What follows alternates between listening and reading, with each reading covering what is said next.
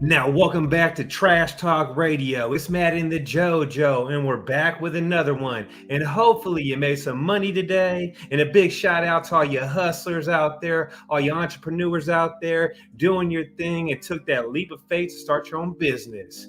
What you got to say about that, JoJo? Yeah, so leave a question, comment in chat. Let us know you're here. Let us know where you're from.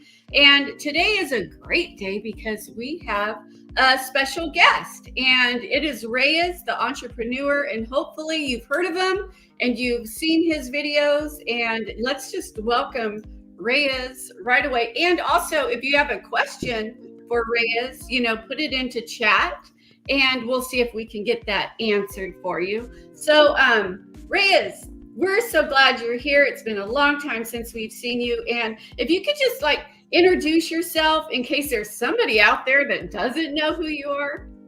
All right. So my name is Reyes, the entrepreneur. I've been a YouTuber since 2015. Been able to make it my full-time income for the last 7 years.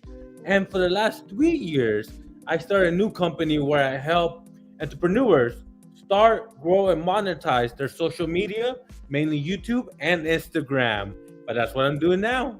Oh, that's great. That's great. So let the viewers know you're the real deal. How many subscribers do you have right now on YouTube? On YouTube, 500,000 subscribers.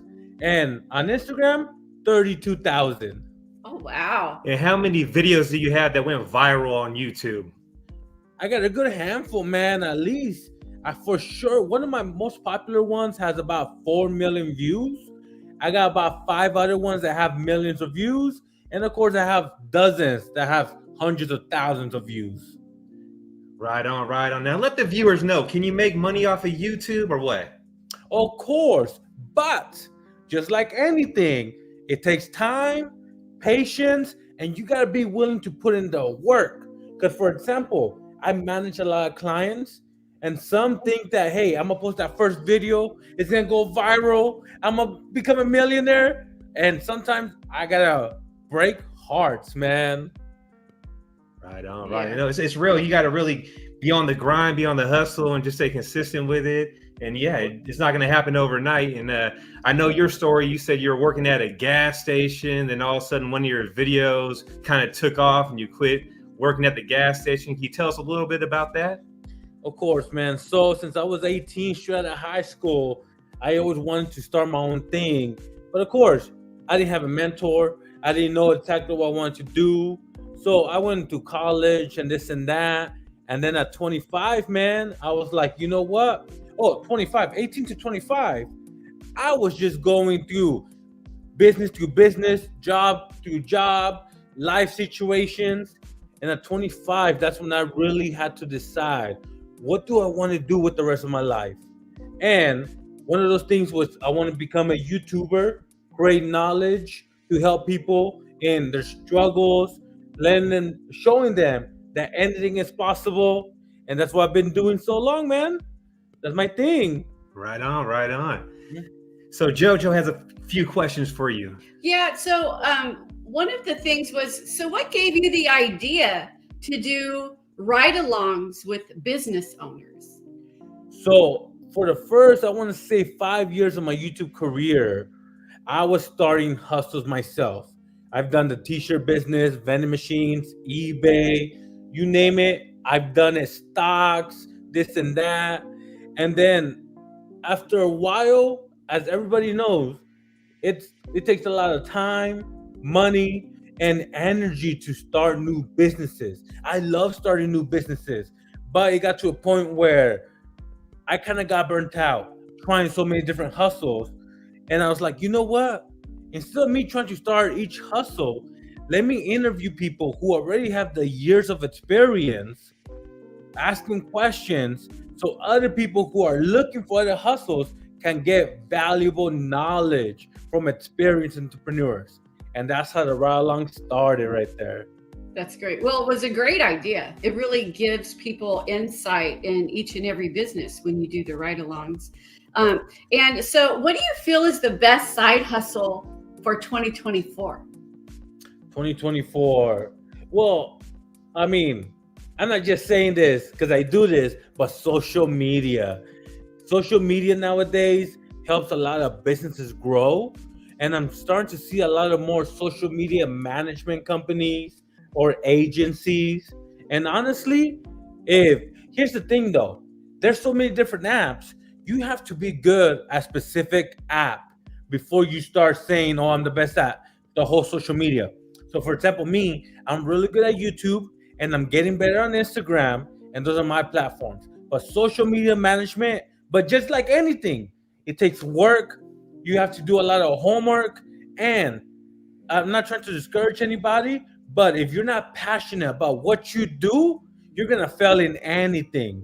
So instead of trying to find the best hustle for 2024, my opinion, find what you love to do. Because when you find what you love to do, you'll never work a day in your life. Yeah, and that's absolutely true. It really is.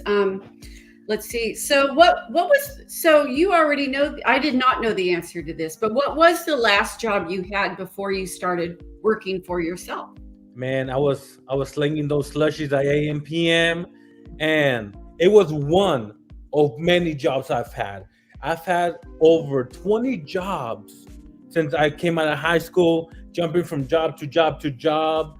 And the reason why I did that, and I don't recommend this to people because you have to lie a lot on your resume, you know? But one thing I did was try not to get comfortable, because I always wanted to be my own boss. But I knew, because I read from books and I've seen it, once you get comfortable in a job, it's harder to do your own thing. So every time I tried to get comfortable on a job, I went and found somebody. I found a reason to quit. I found a reason to get fired. And I went to go find another job, because having my own business was my ultimate goal. And like I said, I don't recommend people to do that. But me, myself, I know if I get comfortable, I'm going to want to stop. So I could not get comfortable. For example, when I was going through this journey, I was working at McDonald's, and I'm a good worker. I'm a hard worker. They offered me a manager position. 9 to 5, Monday to Friday, benefits, salary, and man, and I had a kid on the way. And I'm like, dang, that sounds so good. How could I pass it up? But I knew if I took that job, I was gonna stay there and get comfortable when I had this dream. So I turned it down, and then about a month later, Thanksgiving, I quit on them. I did them dirty, because I didn't want that. I wanted to burn that bridge, so I didn't go back to that job. But let me tell you this, maybe I should have done it differently. But that was in 2015. I didn't start making money from YouTube till 2018, where I could do it full time. So for those 3 years, I was struggling, a kid on the way, had to pay bills, working dead-end jobs. But I just didn't give up on my vision. I stuck with it, and it just happened that one video, like you mentioned, blew up. And after that video blew up, I was able to do it full time. Well, that's good. Now, how many times did you want to throw the towel in and be like, you know what? I don't want to record no more videos. I'm done. It's too much work. It ain't gonna happen. Do you ever feel that way ever, or what? I kid you not, I'm doing the social media management. I felt like that 2 days ago with all this rain. And I'm like, wow, I'm not recording. Nobody's hitting me up, because I work with a lot of detailers. So if it's slow for them, it's slow for me. Oh, and it's slow for them. And I was like, man, is this even worth it? Should I just go get a regular job? But I already know how to trick myself and be like, you know what? The rain's going to go away eventually. And your business is only growing. Just tough it out. And that's pretty much it. But yeah, I doubt myself all the time. And I'm always thinking, man, what's the next thing I could do that it's going to make me more money? But one of my biggest mistakes throughout my career of creating YouTube content is that once I got bored, or I felt like I wasn't going to grow, I jumped to the next thing. But I faced that roadblock in every business where it slows down or where it's not growing as much. And that's when I realized with this business, I've been doing the social media management for 3 years already. And I wanted to quit after 6 months. I wanted to quit after year number 1, year number 2. Even last week, I wanted to quit. But because I stuck with it, it's actually growing. And the social media management makes me more money than my YouTube channel. But because I'm sticking with it, I'm growing it, and I'm building my reputation on it. That's great. So we did have a question that came up. It says, what else are you doing besides the social media hustle? And is that what you're doing full time? So that's another thing that I had to learn the hard way and change my mindset. I could not do two different things 100%. So one thing I decided was I'm only gonna focus on my social media management 100%. Don't get me wrong, if I need money, I'll go sell something. I'll get a little side hustle here and there, but it's not gonna distract me from my main source of income, my main hustle, my main business, which is this. And unfortunately, I had to let my main channel go because I couldn't focus on two different things 100% of the time. I am gonna get back to my main channel with the hustles, but I'm trying to grow this so I could show people that, hey, I'm not just a guy who tries hustles. I know how to build $1 million company, but I gotta put in the time, I gotta put in the work, and I gotta be patient with it. And that's where I'm at. Once I start building the team, that's another thing I learned. I need to build a team to help me run so many things. But because I'm still growing my company, it was like starting all over again. But this time I'm patient. I have a clear vision. I'm 100% in. So to answer your question, yes, 100% into social media management. Okay. Right And on, then, right on. yeah. And then the same person, different question. What was your turning point that helped your social media game grow? Was there any particular trade you focused on that saw your reputation flourish? So I love this question because I give you the realest answer ever. When I first started doing this, at first you gotta do stuff for free or very cheap just to get out there. I hit up one of my barber friends who was interested. He used to cut my hair and he would say, man, I want to do YouTube. And then when I was starting the social media, I'm like, let me help you grow. I put 3 months of work. I was recording him, editing him, helping him grow the channel. After 3 months, he told me, Reyes, I don't think YouTube's for me, which I understand because, you know, as you guys know, as YouTuber, you kind of got to be on when the camera's on. You got to be entertaining. You got to think of ideas. You got to be on camera talking. It just wasn't for him. I understood and I gained a lot of experience, but that was a failure. That was 3 months. My second client, I actually started charging for it and I had this guaranteed just to get the work. Hey, let me manage you for 3 months. I'll get you monetized in those 3 months. They were down, and after 3 months, they only had about 700 subscribers, so they were not monetized, and I gave them a refund. Failed. And that's 6 months into the social media game. Like I said, I could have quit. But then my third client, that's why I want to emphasize. It took me the third client to really figure it out. It was a detailer, Hunter's Mobile Detailing. And here's the thing, I pitched him my service. It was $2,000 at that time. And he goes, Reyes, I want to give it a try. He tried the first month. He only made about $500. So he lost money with the channel. And I told him, look, you could either continue or, you know, you could do your own thing. Sorry about it. He goes, Reyes, give me another month. I'm like, okay, cool. That second month, that's one thing I learned. It takes time. But that second month, he blew up, started making $2,500 that second month. And he's been my client for 2 years. He has 75,000 subscribers. And because of his success, I started saying, hey, detailers, hit me up to help you grow. Then I have a second client. He was a 19-year-old detailer. I got him 10,000 subscribers in the first month, and he was monetized. And after that, all the detailers started noticing me, and I started working with more detailers. Of course, I work with all types of businesses, but detailers is my bread and butter. Now, one thing I want to mention is they have great success. It's not going to happen to everybody. So I have a client right now that he's been doing this for 7 months, and he has 960 subscribers, 40 subscribers away from getting monetized, but he was willing to put in the work and be patient with it. So that's pretty much it. But that was the turning point. When I started working with detailers, I got some success. That was it.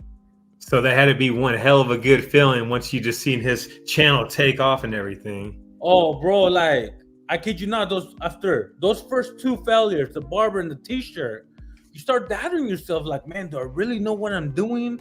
This and that. What helped me stay on track is that I already had a successful channel. And one thing I learned about creating content, like I told you guys earlier, my first video didn't blow up until 3 years later. So it's about the content and the personality. And that's why I kept applying to each client until one finally took off. And another thing I learned was, for anybody creating content, is the type of content you produce that's gonna draw people. Are you transparent? Do you provide knowledge? Are you entertaining? Figure that out. Keep providing content, and sooner or later, that one video is gonna blow up for you. Yeah. Right on. That's great. That's great advice too. What would you say is the easiest business to start? I work with detailers. All you need is a bucket, a couple sponges, and boom, tell people, hey, come to my house. I'll clean your car, a quick vacuum. Now, one thing I've learned through all my hustles, the cheaper it is, the more competition you're gonna have, and the more saturation there's gonna be. And you're gonna be competing on price at first until you build up your knowledge, experience, your reputation with those Google reviews. Because one thing I learned is anybody could start any business, but the ones that are successful are the ones that are passionate about it, have great customer service, and have reviews to back it up. So you can start any business, but just be passionate about it. Yeah, I totally agree too. It's all about having that great customer service, being able to talk to the customers, and really having those reviews and that word of mouth, just saying that, hey, these are the people to go to. That's how we stay so busy through the wintertime. Like, this winter's been our busiest winter ever. We thought it would slow down a little bit. It's been crazy out here. We've been busy nonstop, like it's the springtime. It's all because of just our repeat customers, people that know us and our brand and stuff. So it was a hustle at first when we first started the business. Like you said, my phone wouldn't ring. It'd be crickets for like a week, and I would doubt myself. Like, is this going to work? Should I go get a job, a 9 to 5, just to make sure? I was stressed out, but I kept that faith, kept pushing, and I wouldn't change it for the world. Now, one thing I want to mention about that is that I work with a lot of details with different experience. The ones who are surviving during winter are the ones who have 2 or 3 years in the game, and it's all that repeat clients, all that maintenance clients. And I feel so bad when there's a new detailer, they got that bump during summer. They think, oh man, this is great, I'm my own boss. And then they get blindsided by winter, and they don't have enough repeat customers to keep them alive during winter. So like you mentioned, you have to build your clientele, but it takes time, and it takes a couple years. That's one thing I didn't really realize when I first started my businesses, that you can't be successful in weeks or months. It's gonna take years. And that's why I'm putting in the years for my social media management company. Right on. That's good stuff. So what was the worst business that you had to write along? What was just like, I'm never gonna do this? So there's one business that I had to delete everything because I didn't mind it, but my audience hated it. It was one of my most hated videos. And it was this guy who will buy, I think it's called medical test strips. You know, when you're diabetic, you pinch and you give a little drop of blood on a stick. Yeah. You put it in a machine and tells you how much your sugar is. Well, what he would do is go buy them from people who got them for free for Medi-Cal or whatever. And then he would buy them. And then once he had a lot, he would ship them out to a wholesaler who will sell them to people who are willing to buy them. Now, it's a hustle, but a lot of people really didn't like that because they were buying something that people got for free and selling it for a profit to a wholesaler. And I get it. I see it both ways. But one of the comments that really made me realize, and I was getting a little bit of hate. You get a little bit of hate on every video. But once I got this comment, this guy says, Reyes, I respect you, but this last video where you showed the medical strips, my mom doesn't have Medi-Cal, and we can't afford to buy medical strips. And just seeing somebody else selling them when they get them for free, when there's other people who need them, I didn't like that. And man, that really hurt me that I took down the video. I messaged the entrepreneur and I'm like, hey, bro, I'm getting a lot of hate. It doesn't fit my brand. Sorry, but I'm gonna have to take it down. And he was real upset about it. But I'm like, it just doesn't fit, man. Sorry. And I will never do something like that ever again. Yeah, it's a sad thing for sure. Yeah. And then the best ride along where you're just like, this is kind of cool. Like I'm digging this business. This is cool. You know what? It's your business. Seriously? I've been wanting to do the trash hauling business because here's the thing. All you're doing is picking up trash and maybe get 2 college kids to do it for you. Well, you know, I don't know, but I just really liked your business where I was like, man, this looks so easy, so scalable. And it was a fun time just driving around. And all you're doing is driving around, which is what I do anyways. But yeah, I loved your business. Oh, thank you. It is fun. You get to drive around. You can scale it, yes, and you make a lot of money, but you know, it's not. Another thing I liked about it is that we found some cool stuff that people were willing to throw away. Yes. Oh, we've been selling so much stuff lately. We started an eBay account, so we kind of like started a new mission where our mission is to sell $50,000 worth of junk finds this year before the year is over with. And we opened up an eBay account. We've been selling stuff on eBay, Marketplace. We're at like $3,000 right now, so we're a little bit behind, but it's making our job even funner. It's more funner to record videos now because you never know what we're going to find. Yeah, so we kind of added that to our videos because, you know, when you do videos every single, like all the time, you only had to make $1,000 a day with a pickup truck, you know. Episode 200. After a while, you're like, so we're like, well, we need to do something a little bit different and make it funner. And we love it. And we're actually getting really good feedback from people, you know, because we still show you how to do junk removal and tips of the trade and all that. But it's like, stay tuned to the end of the video to see, you know, what we're bringing home and where we're at in our number and what we sold last week. And so it's been a lot of fun. Yeah. So you would have loved today. Today we did 2 jobs. One job was a big job. We did 2 loads there that were full of metal. We made $136 on one of the scrap metal loads and like $140 on the other one. So the dump fee was free. So we charged them per load for 2 loads. Plus we made on top of that almost $300 in free money. Yeah. Would have been a good one for you to roll with us. Oh man, you get me excited talking about it. Yeah, it's great. We actually got a super chat in here too. Yeah, and it was Jordan. He asked a question. Actually, when we're done, you know, talking to Reyes, we'll go back and answer all the junk removal questions. But if you have a question for Reyes, shoot it this way.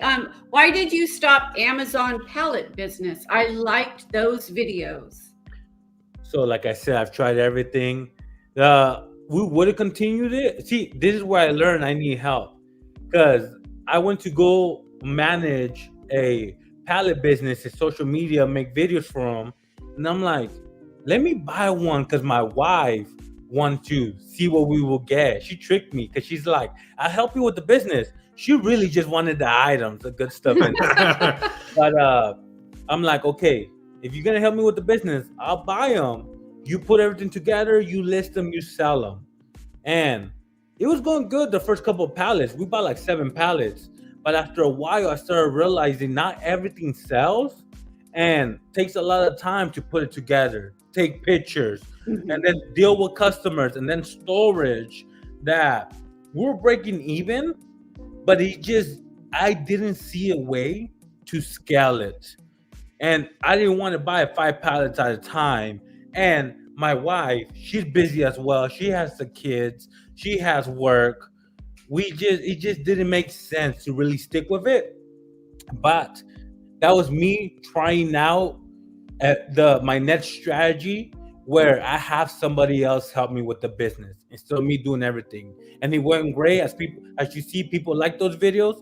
And once I build a team, that's my plan. I'm gonna have maybe 1 or 2 other businesses where I have like a manager, a CEO for each business running it, but I'm the one guiding it. But that's the game plan, man. But that's why we quit. We still have about 9 boxes in the garage of stuff we never sold that I don't know what we're gonna do with. So that's it, man. So what was the cost of each pallet? Like, what'd they go for? $500 to $600. And then how much money were you making off each pallet? $500 or $600, not including the time it took to put things together, take pictures, and deal with customers. So technically, we were losing money if you count the time, but we were just breaking even. But of course, I was doing it for YouTube, and that's one thing people don't realize, that a lot of people on YouTube that are showing numbers, they may be making those numbers, but they're making money in the back end with YouTube, affiliates, sponsorships, so that's why it's worth it. There's some businesses where I should have lost money, but I only did it because I knew it was popular and it was going to get views. Yeah. So please let us know what kind of businesses those are, so the subscribers on this channel don't go and do them. First of all, in my opinion, stocks. I had like $25,000 in stocks. And one thing, I'm the type of person that I like to see my numbers every day. But with stocks, it goes up and down, up and down. And I'm like, am I really going to put this much money into stocks for them to go down and then wait forever for them to go back up? Nah. And I was stressing out, bro, every day. And I'm like, I'm taking my money out. The second business I don't recommend, but people do it. It's fine. Vending machines. The reason why I don't like doing vending machines is because it's the long game. You have to invest about $100 on a gumball machine, put it in a location. You make between $5 to $20 a month. So you have to wait at least 6 months to make your money back. And then you start making profit. But for that type of business, you need to have a lot of machines in a really closed area. Because one thing that killed me with the vending machine was the driving. I had about 32 candy machines. And then I upgraded to the full line soda and stack machines. And I had one about 50 miles away. And the money I made from that, the profit, went to gas. And I'm like, and then another thing I hated was I had this one guy, I was busy, bro. And then this one customer goes, hey, your machine didn't dispense the chips. Can you come get it out? And bro, it was a 51-cent bag of chips. And I was coming over there 30 minutes just to get it out. I'm like, nah, bro, nah. And that was it. I'm done skis. Now, how about the ATM machine business? How's that work? So I don't do ATMs, but I work with other entrepreneurs who have done it. And the same thing like vending machines. You need a good location. You need a lot of investment. And even though people say it's passive income, you need to check up on it once or twice every week. So, I mean, if they have time, great. One thing I do like about the ATM or vending machines, it could work around your schedule. But as a full-time income, you need a lot of machines. And you got to worry about getting robbed too when you're filling them up. So I asked that question, and pretty much you never let them know when you're coming. You come at random times, and you always have some type of protection on you. And then lastly is that you don't make friends. You don't talk to the employees. You don't talk to the customers. The least amount of time you're in there, the better. On average, it takes about 3 minutes to restock an ATM machine. And that's what they do. So what, they just walk in there, they do during closing time, or is it during hours? Like how they do it? Throughout. There was a guy I went with after hours. There was a guy I went with super early in the morning, you know. So, and another thing is, you don't park right in front. You find different locations. You really got to have eyes behind your back all the time. Because then once somebody sees, oh, he comes every Tuesday at 5 p.m., you put a target on your back. Yeah, that's not worth it at all, for sure. Wow. Yeah. Wow. So, another question, Reyes, what were some of those items that were not resellable from the pallets? They're asking, would a thrift store buy them? I don't think thrift stores buy things. So when you buy pallets, you get a lot of different items. You don't get to pick and choose. And one item, believe it or not, that didn't sell, we have 7 of those in the garage, are desks. Another thing you have to keep in mind with the pallets is that they're return pallets, meaning there's reasons why people return them. Oh, And a lot of them are missing pieces. There was some where we just had to buy our own bolts, our own parts. There was some where it's like 3 different boxes for the same item, like the cushion right here, the frame right here. And we couldn't even sell those because we didn't have the full package. And if we just bought those missing pieces, there goes a whole profit. So tables, chairs, and didn't sell. What really sold were little heaters and little AC units. Those sold like hotcakes. Nice. That's good to know. It's good to know.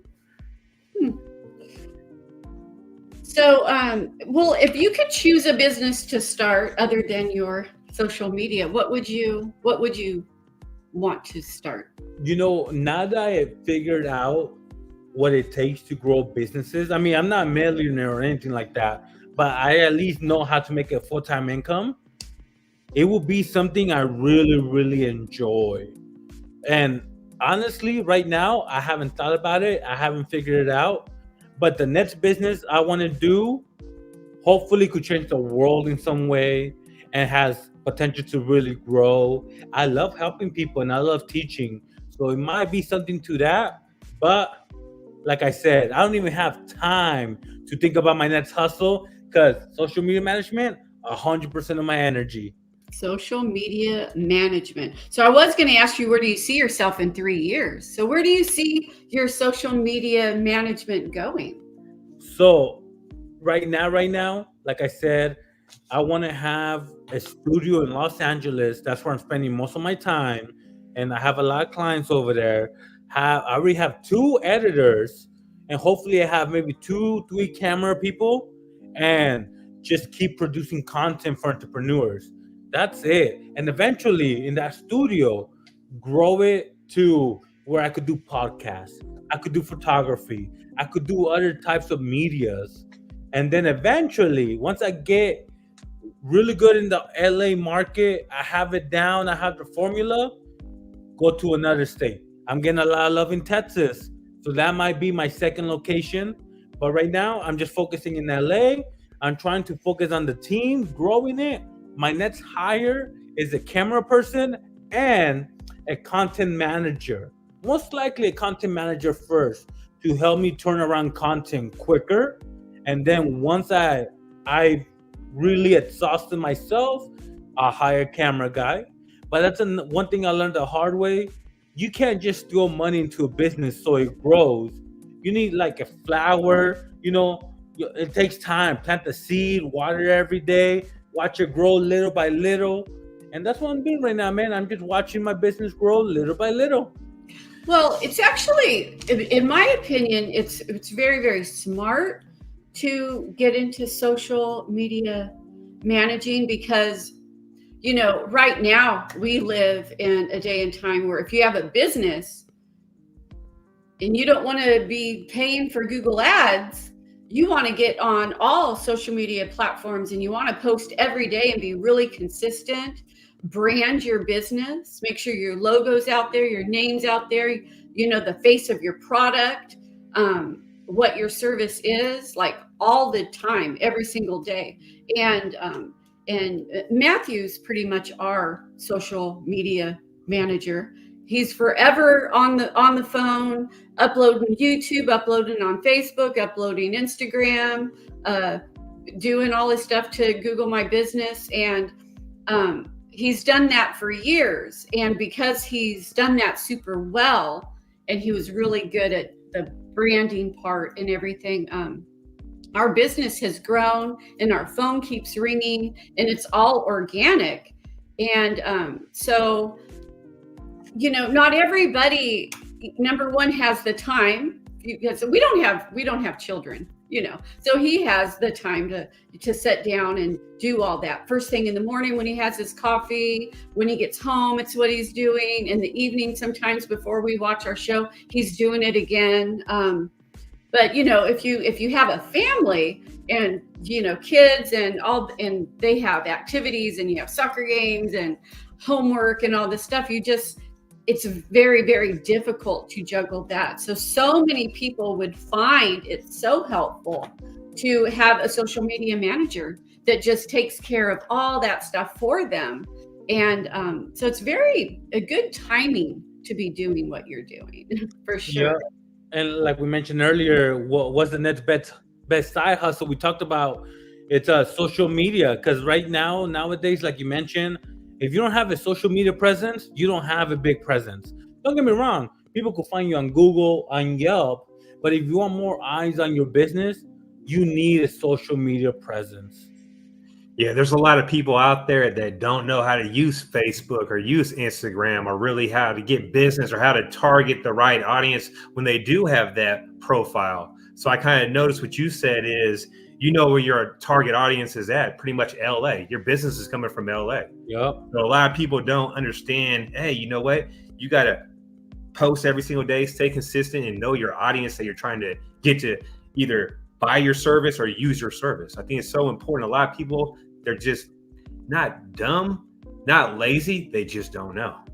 Yeah. And, you know, it takes time. And the worst thing, it hurts my heart when I see somebody who puts 4 hours, 6 hours, 8 hours into a video, YouTube or Instagram. They post it up, they don't get a lot of views, and they're like, nah, this ain't gonna work for me.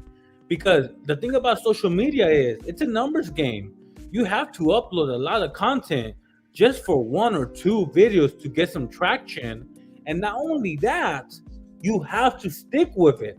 It's like saying, oh, I want abs, and you go to the gym for a week, you don't see them, and you're like, nah, the gym ain't working. No, you have to stick with it for a long time. Yeah, consistency is key with anything you do.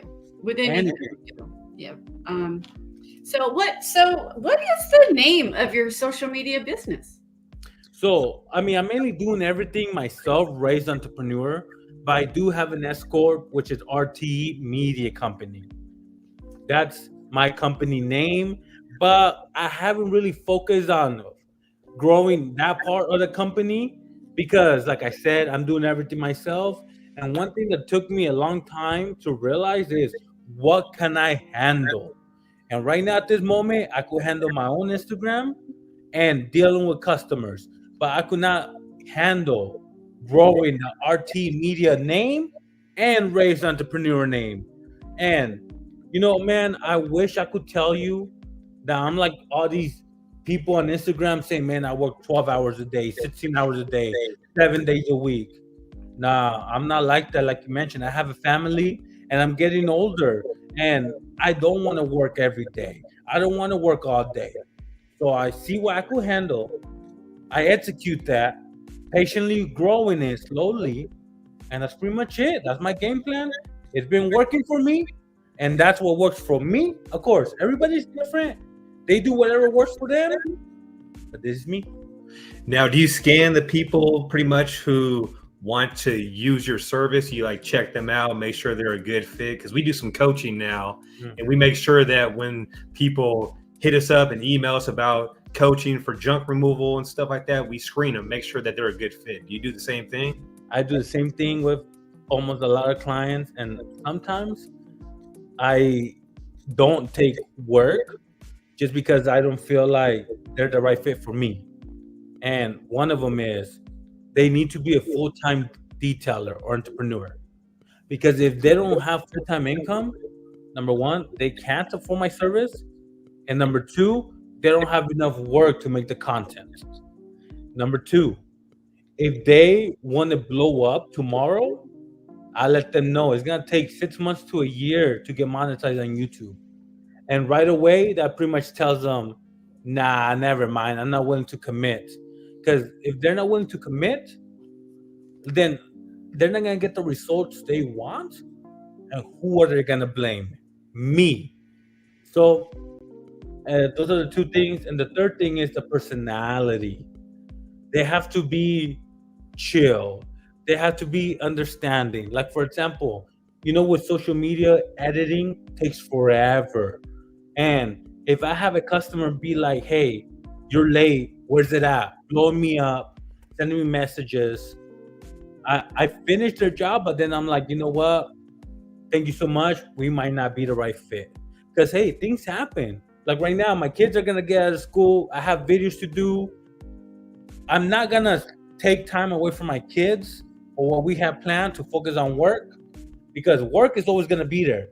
But my kids are still young and I want to see them grow. And people who understand that, mostly parents, they're cool. But people who don't, hey, thank you so much for hitting me up, but I don't think I'm the right fit. And I just tell them like that, man. Yeah, we do too. It's important. We want to make sure they have. We're not interested in just taking people's money, So so we have like a lot of people that want to be in our class, but we'll make sure they have the population for it, that they already have a Google My Business set up. There's just certain criteria we want, because we want our coaching to be a success. And in order to make it be a success, you have to make sure you're finding the right students. So we have Reyes. What's the average cost for managing a social media account like YouTube? And he hopes that you take the stuff from the pallets to a thrift store, because he swears they'll buy it. So we'll see what's up. But so pretty much, now I've been doing this for 3 years and I've changed my pricing a lot, because finally I feel like I figured out the right pricing, and that is $150 for 2 YouTube videos. And I go record you, edit, thumbnail, post on your channel. And if you don't have a channel, we'll make one for free. And that's the package that's really popular and has really helped me grow my business. Because when I first started, you're trying to figure out the pricing that people are willing to pay. I was charging $2,000, $3,000, $4,000. And I was getting about 1 client every other month. And that sounds good. But if I'm trying to grow a company, and plus, you might be hearing, $3,000, that's a lot of money. Well, I went to them every week. So you have to count for the gas, the editing, I pay my editors, and my time, my food. So it's still a good piece of change, but it's not our profit. And then I noticed I was only getting hit up every other month. So I'm like, let me change my pricing again. And I offer something smaller. $800 for 8 videos, $500 for 4 videos. And that got me a new client every other week. But I needed something that was going to bring in more income quicker. And recently, in last July 2023, that's when I was like, you know what? Let me try a super small package, but just offer the minimal things. So I offer $100 for 2 YouTube videos. I went to go record you, edit, thumbnail, and post, which is what everybody needs. And then I'm like, are people willing to pay $120? So I started advertising $120, and people were paying that like nothing. And one thing I learned in business through reading books is you have to find that resistance. Where are people saying, like, thinking about it, but still paying for it? And that was when I discovered $150 for 2 YouTube videos or $150 for 10 reels is that sweet spot. Mm-hmm. And I've been getting enough clients that it keeps me busy, but not too many where I fall behind on things, So it's that sweet spot right now. But eventually, maybe this summer, I do plan on raising it and see if I get that resistant. But as long as I get one person to pay my new price, then it makes it worth it.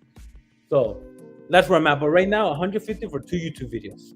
Now, how does that work when someone's like out of state? What do? Have them just record themselves? So another thing I started introducing was virtual YouTube management, where I pitch people the ideas. Once they tell me the ideas, I come up with a script of questions, just how you're asking me the questions. I come up with unique questions for them.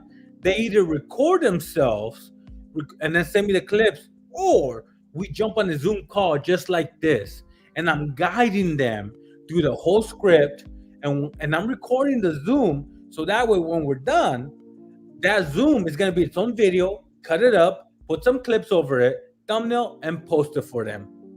Nice, cool. So where can people find you at if they want to get a hold of you? So I'm really active on Instagram, Reyes Entrepreneur.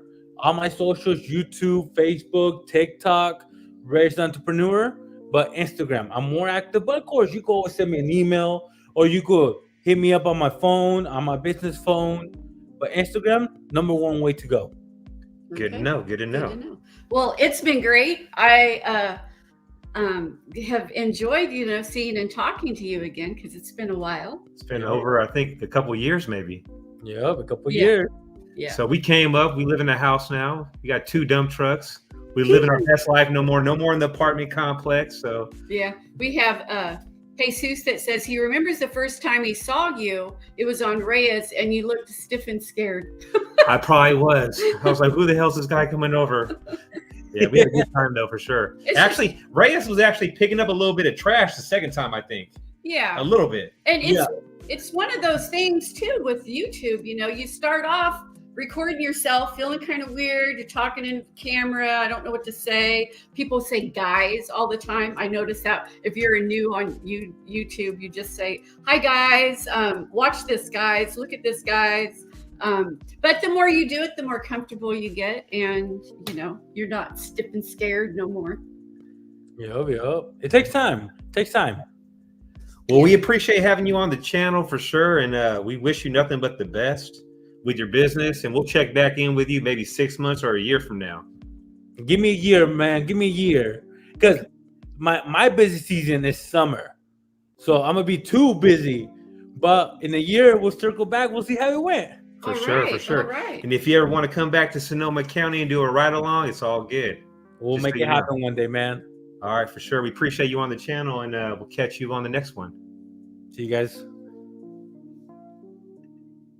Well, there you have it. Reyes, an entrepreneur, the real deal. Yep. It's great having him on. He has really helped so many people start their own business.